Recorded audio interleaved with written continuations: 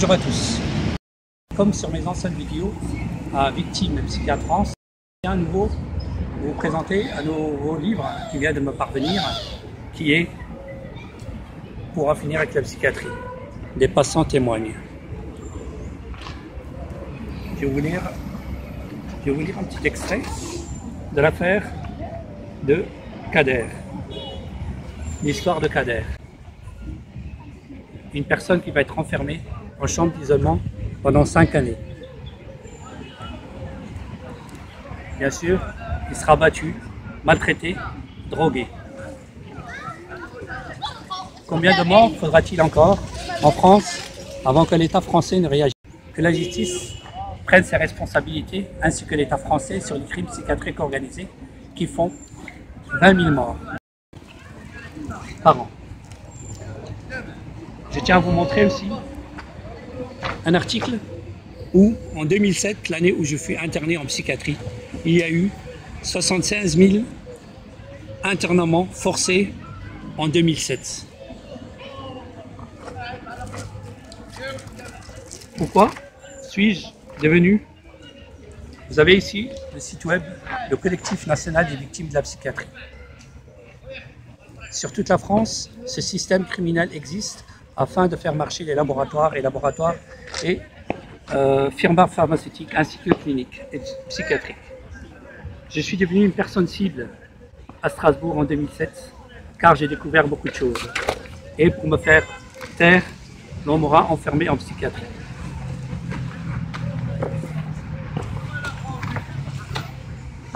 Je tiens à vous montrer aussi la psychiatrie française est une mafia. Est-elle une mafia? Vous voyez ici la photo d'une victime qui décédera. Raymond.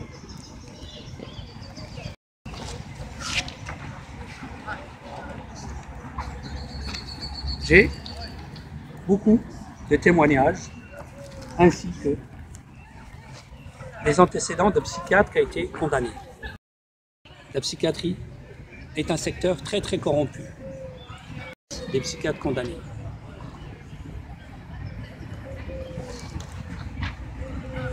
En France, toutes les 7 minutes, un Français est interné de force en psychiatrie.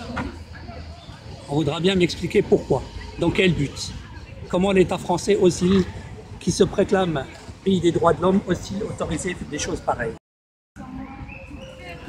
À ce titre, je viens de rencontrer le 17 janvier à Casablanca, à l'ordre des permanences, le sénateur Jean-Yves Lecomte, qui me recevra avec le conseiller consulaire Guy Boulet. Mais monsieur le sénateur refusera d'écouter et de voir toutes les preuves que je lui ai apportées. Pourquoi? Alors que je suis français comme lui et que j'ai respecté la République française pendant 40 ans.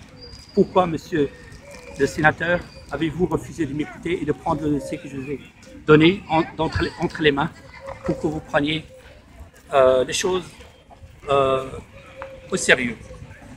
Bien sûr, je vous ai déjà parlé avant du député des Français de l'étranger qui est pourri à Marseille, que j'ai rencontré en 2012. De même que Sergio Coronado, qui est aussi au courant de ce qui se passe. Messieurs, croyez-moi, il existe un article de loi qui est l'article Code pénal 434-1 qui condamne toute personne pour non-assistance à personne en danger et non-dénonciation de crime. Je répète, article Code pénal 434-1. Faites respecter la loi, Monsieur le Président de la République. Monsieur Manuel Valls, ainsi que le nouveau garde des Sceaux et ministre de la Justice, Jean-Jacques Urvoas. Vous êtes appelés à prendre vos responsabilités comme j'ai pris les miennes. Je vais continuer. Je tiens à nouveau à vous montrer ma carte du Parti Socialiste signée par François Hollande en 1998. Mais les socialistes au pouvoir aujourd'hui que j'ai contactés n'ont qu'à faire de mon affaire. Je tiens aussi à vous montrer d'autres livres Soigner à tout casser.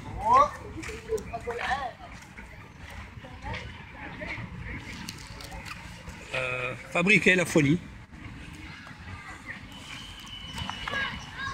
9 mois chez les fous dont je vous ai déjà parlé avant. Dors, demain ça ira mieux. Et voilà des manifestations à travers toute la France contre ce qui se passe criminellement en France. Vous avez aussi le livre 4 ans dans l'enfer des fous. Imaginez-vous 4 ans enfermés dans une chambre. Mais il y a aussi la forteresse psychiatrique, ainsi que le livre de Valérie Valère, Le pavillon des enfants fous. Je n'ai pas terminé avec les livres. Voilà le livre Les séquestrés de Montfavet. Nous avons le livre de Madame Christelle Ricard, Au secours, on veut me faire entrer dans la peau d'une psychotique.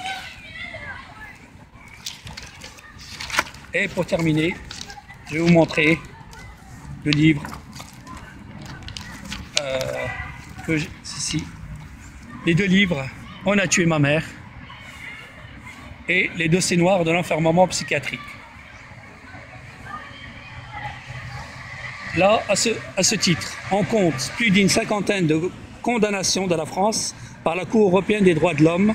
La France est ainsi, à la fin des années 2000, l'État européen le plus condamné en matière d'internement psychiatrique arbitraire par la Cour européenne, par la Cour de Strasbourg. C'est l'histoire de cette lutte pionnière, essentiellement juridique, mais au fond très politique, que j'essaye de synthétiser dans cet article. Donc, les dossiers noirs de l'internement psychiatrique. Et enfin, on a tué ma mère. Alors oui, chers citoyens de France, chers citoyens du monde, on vous parle peu de ce qui se passe criminellement pour les business psychiatriques et pharmaceutiques en France. Moi, je n'ai pas à me cacher. Je continuerai à dénoncer, comme je l'ai fait avant sur mes anciennes vidéos, à Victimes Psychiatres France, que je vous demande, s'il vous plaît, de partager au grand maximum autour de vous. Car en 2007, j'en suis la victime. Mais d'autres personnes n'auront pas la même chance que moi. D'autres personnes n'en sortiront pas.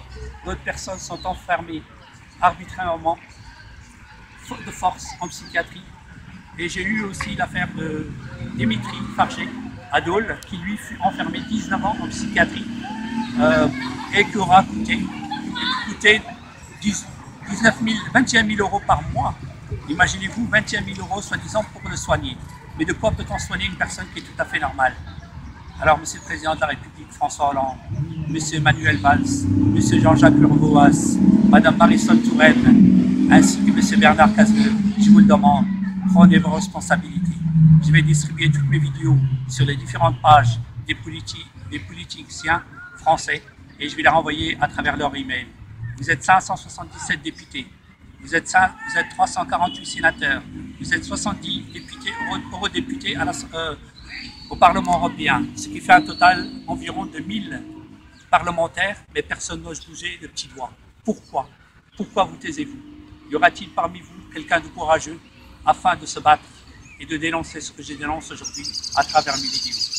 Merci de partager, je me répète encore, merci de partager au maximum mes vidéos, car cela pourra sauver des vies. Et je vous remercie par avance. À bientôt pour d'autres vidéos. Merci.